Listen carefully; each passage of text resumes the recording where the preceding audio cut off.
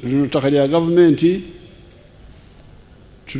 tulyanzise nekolera jange akoleremu emyaka 9 aje mu ssente ze abazukulu abali baliwo bwe balisalawo ettaka liridda mu gavumenti n'ebikolerwako olaba kati amagezi gali awo gekiyekera omusajja akozesa ssente ze n'azimba ekintu ekinene nga kino n'akitunda n'ajja mu ssente ze zonna n'azikomyawo ate n'afuna n'amagoba essaawa bw'etuuka gavumenti neyeeddiza bw'eba esazeewo eyinza kumwongerayo gamba nti renew the lease.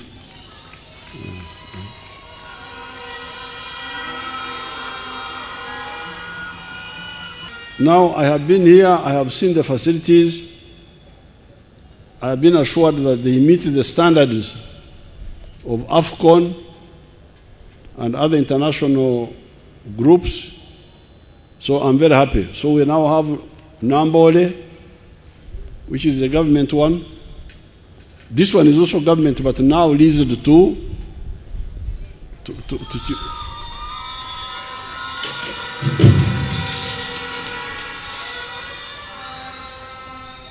leased to Kiggundu for 49 years. And then we are going to build 1 or 2 others in Hoima, near the international airport, which we have built there, and maybe Akibua in Lira. So we shall be having 3 or 4 international standards stadiums.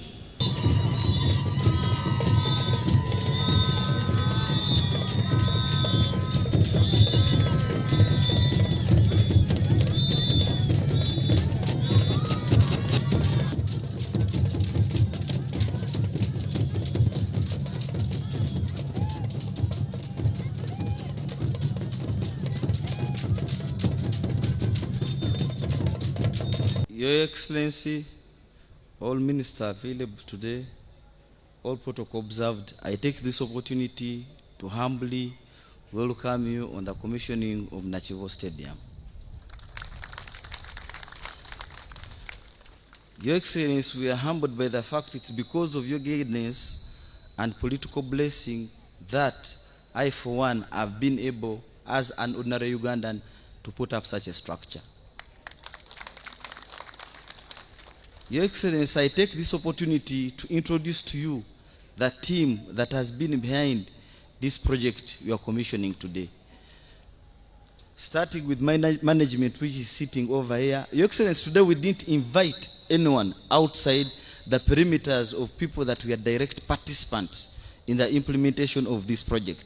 And I would humbly inform you that we are proudly Ugandans who have come together and put up this project from the start to where it is today.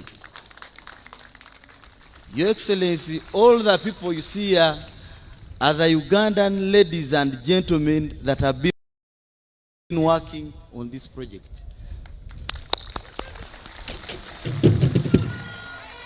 Excellency, 10 years back in 2014, I came to you seeking for your political blessing to do this project. And indeed, you told me, my son, you have my blessing. And Your Excellency, I'm so humbled for the fact that ever since I left you in 2014, that was December, I've always had your support and your blessing. Thank you so much, Your Excellency.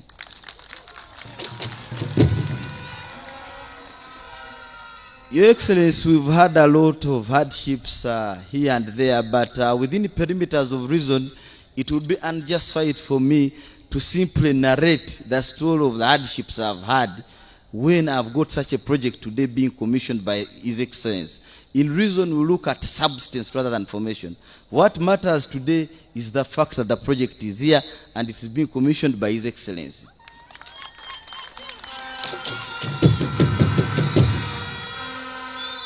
Your Excellency, I, for one, I don't expect to be appreciated for doing the same, for I take it for an obligation as a Ugandan that it is my own responsibility to develop myself, but at the same time, develop my country collectively.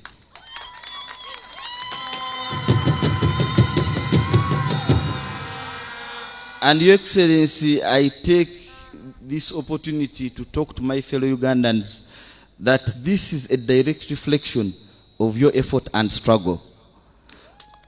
The prevailing circumstances created by the current NRM regime is the main reason as to why an ordinary Ugandan like me is able to do such a project. If other Ugandans can fall fit, for I have illustrated that it is a reality and yes, it can be done. So if others fall fit, I'm sure, Your Excellency, we shall develop this country, Uganda.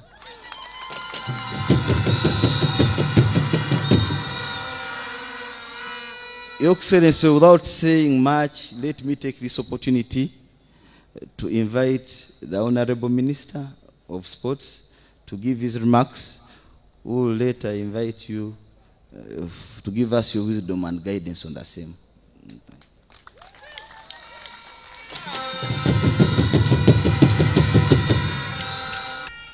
The ministers,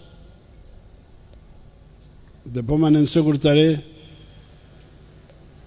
the mayor, Mr. Hamis Kiggundu and your team, and the workers who are working here.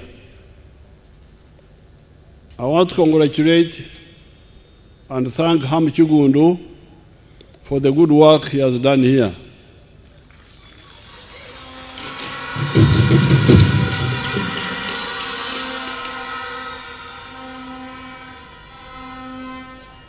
As he said, he came some years ago. First of all, Kiggundu is a young man who I think was born after NRM had come into power, but who is a real NRM by being innovative and knowing that you can get prosperity in Uganda. This is what we have been telling you.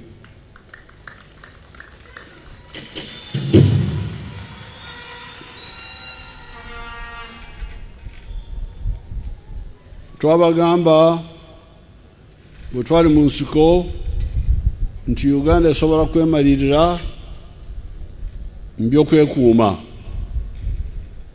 Mu budde obwo Abannayuganda okusinga abasoma n'abatasoma bali bakimanyi nti bw'oba oyagala kukola ekintu kyonna olina okukola n'abazungu. Ffe ne tugamba nti nedda, omuddugavu omutwe gwe gwenkana n'ogw'omuzungu, byonna bye basobola kukola naffe tusobola okubikola. N'olwekyo tetwetaaga abebweru okutuyamba mbya security. Bwe tutyo bwe That's what we did when we were in the bush. So the government here was inviting foreigners to come and fight for them, but for us we were building Bakadogo in Ruwero. And when the Kadogos came to the town here, we chased all the armies ran away. Amajagali wano, agamini, agobote, gani, bona bali wano mutawuni. Fe abomu nsiko bwetwajja ne baduka. Why? Because NRA was a Ugandan product. It was not a product from UK, from KAR, from no. Amajiga Uganda. Now, that spirit of self-sufficiency, we have put it in economics, we have put it in politics. Like, for instance, when we had the issue of FCIG, abazungu bagamba bwe mutakiriza FCIG tugenda kubasalako obuyambi. Obuyambi bwa kika ki? Wano Uganda byonna bye twetaaga weebiri wano.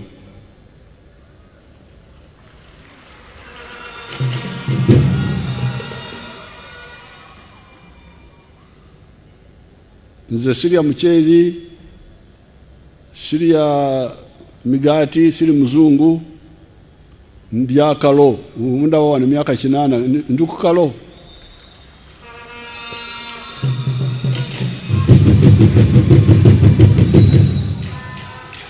Abantu barubakaaba nti engano tegenda kujja, engano nze sirya ngano. Mbeera ku muhogo, gonja, akalo, gemanyi gemulaba ku myaka 8.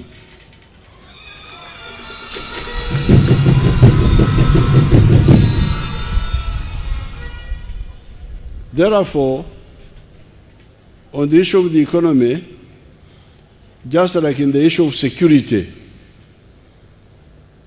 we can do our own things. So therefore, a young man like Kiggundu, young, who believes in that philosophy, because that's your problem. Already wamwe abadugavu kyejo mwebuusabuusa, nze seebuusabuusa, bontawanya nkukubirawo.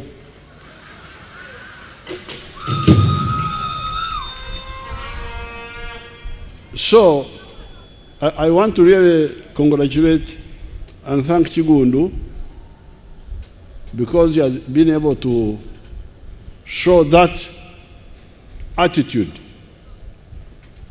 not only in this project but even in other projects. Kubanga yatandika dda akola ebirala.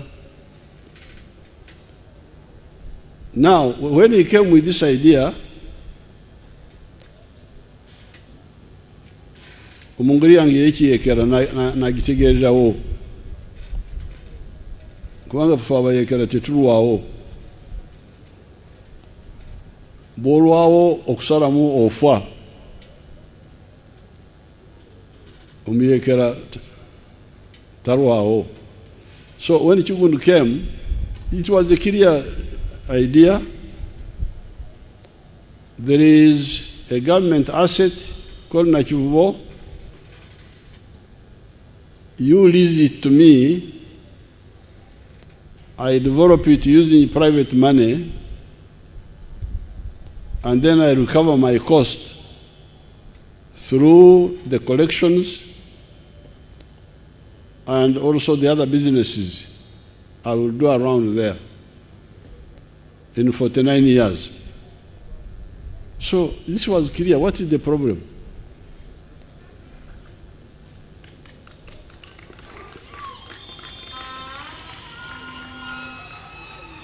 So I told the people involved, I said, you support this man. If he doesn't perform, we shall throw him out. If he performs, he will recover his money, because what we want is not a government stadium. Obaya government, obaya kerezia, obaya, it's not important. What we want is a stadium.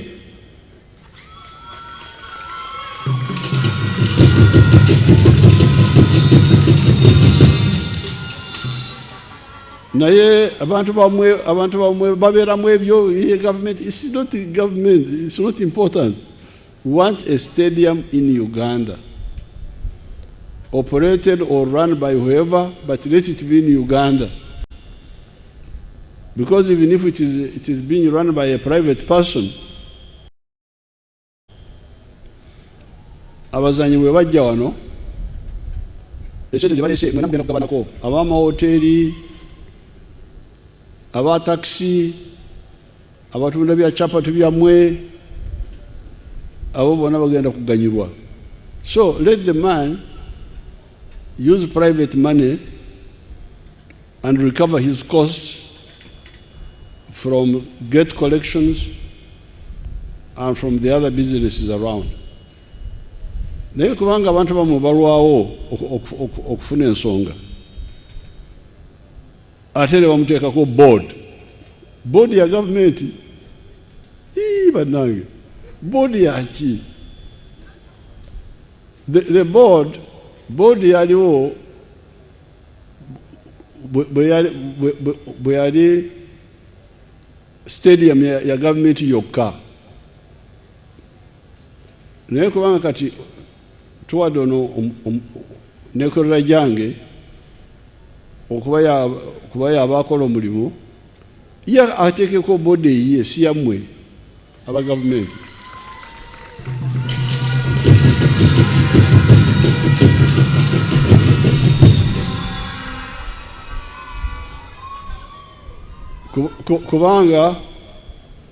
kubanga twagala mu myaka 49 ajje mu ssente ze, emyaka 49 bweruggwa tusalewo oba afulume agende oba asigale.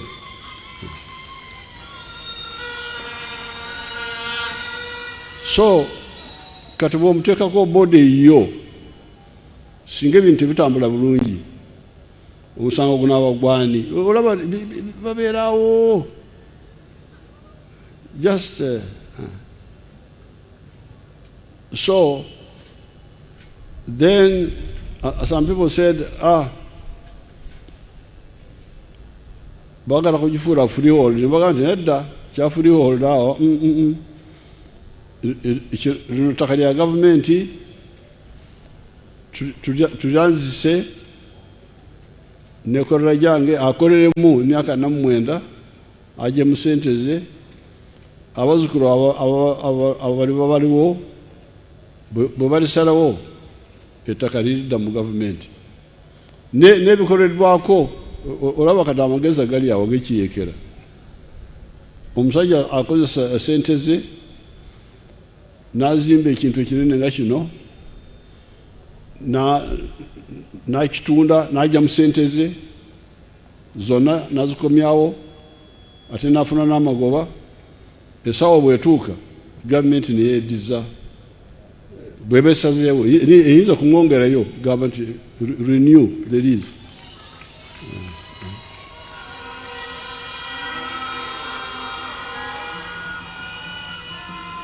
Kati olaba tewaliwo afiirwa, kubanga gavumenti erina bingi ebyokukola, erina emirimu mingi. Erina okukuba ADF Congo, erina okukola enguudo, amasomero gali awo. Gavumenti is not lacking what to do, so many things. And that's why these stadiums were developed last, because we have so many things. Okugema abaana, okujanjaba, all those are demands. So if you get private sector who can do this type of thing according to as guided by the government, according to the standards of the government, then there's really no problem.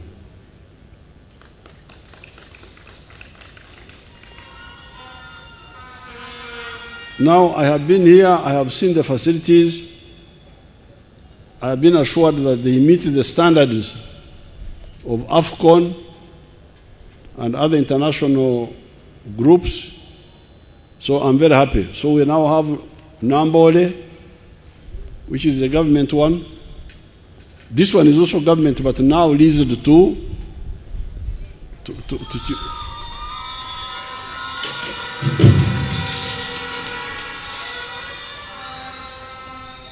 leased to Kiggundu for 49 years. And then we are going to build one or two others in Hoima, near the international airport, which we have built there, and maybe Akibua in Lira. So we shall be having 3 or 4 international standards stadiums. But we have also got a plan to build other zono later. We have got those plans. Neyefu abayekera tukwata mpola mpola. Bugu siki mwabagana mugamba ki bugubusiki mwera bano baganda abasudani batu bakikaki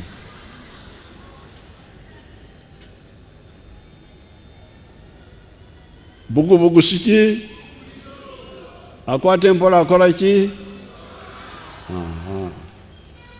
so we are going mpola. We shall in the future have at least one zonal stadium. Bugembe, in Busoga, the one in Mbale, Maluku. Those sites are there. We are keeping them. I've been watching them. Kachieka, in Mbarara, Kabare, the other one of Fort Potro, Buhinga, the Peche, they are there. Those stadiums are actually there.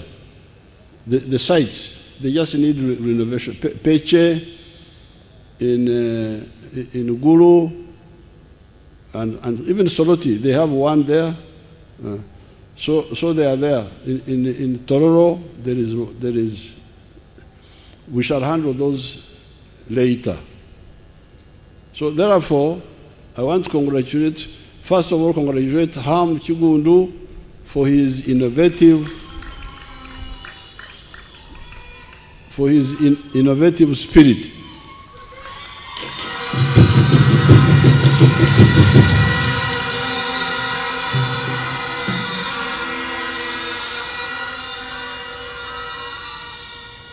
And then for the smart policy of the NRM of using the private sector. This using of the private sector started from the beginning. Mujukira abantu bamwe abatalengera abali wano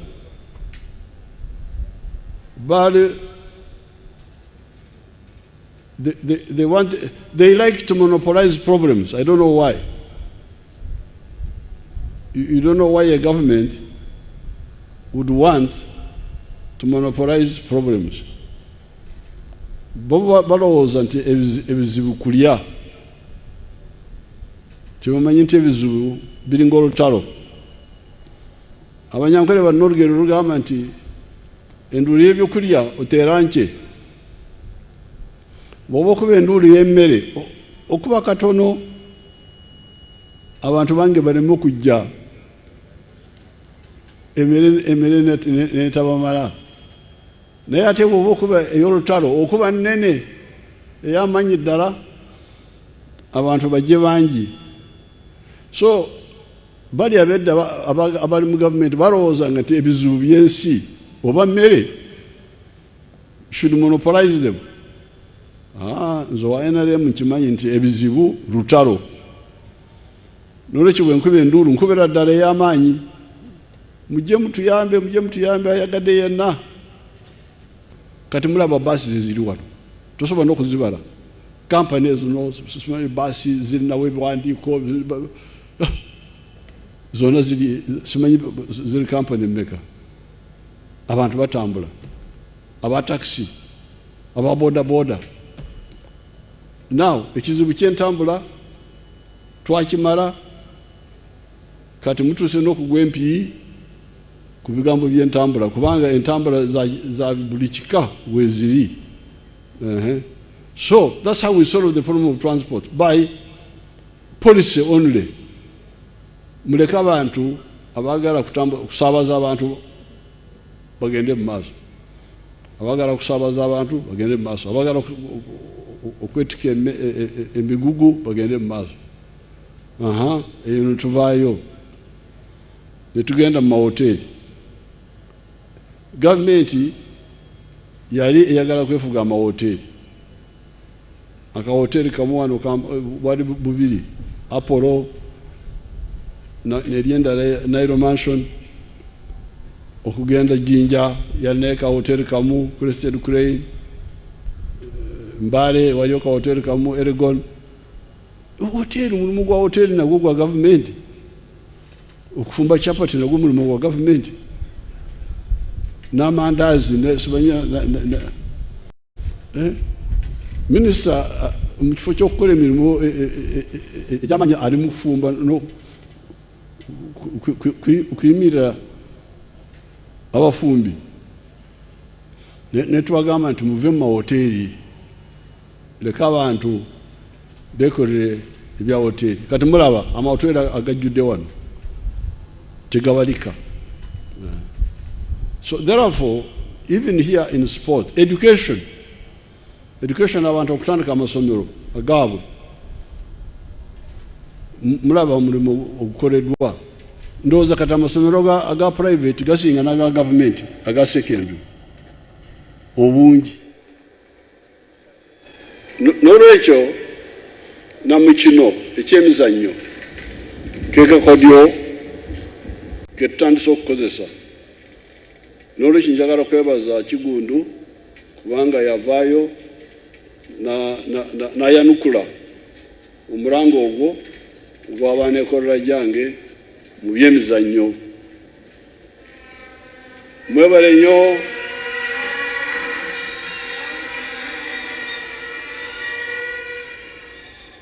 nnyo abakozi ne Kiggundu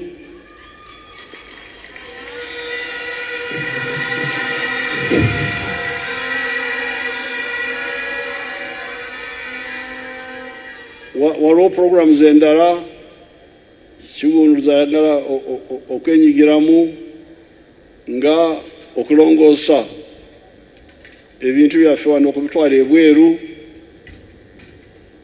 ebyobulimi alina kyatandiseyo ku expressway mpitawo bulijjo tugenda kukwatagana naye tumuyambe